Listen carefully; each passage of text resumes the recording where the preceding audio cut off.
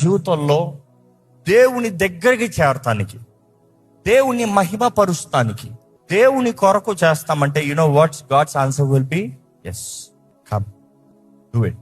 నా మహిమ కొరకు చేస్తావా? దా చెయ్యి. నన్ను గణపరుస్తావా? చెయ్యి. నా దగ్గరికి చేరతావా? చెయ్యి. ఈరోజు మిమ్మల్ని అడుగుతారా, మీరు అడిగేది దేవుని ఏంటి?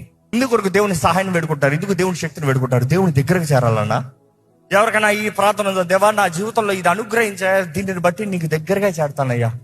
దేవా నాకు మంచి భర్తను తెచ్చా, నాకు మంచి భార్యను తెచ్చా, నాకు ఎలాంటి వ్యక్తిని, ఎలాంటి స్వభావం కలిగిన వ్యక్తిని ఇస్తే నేను నమ్మకంగా సేవిస్తామయ్యా. Is that your prayer?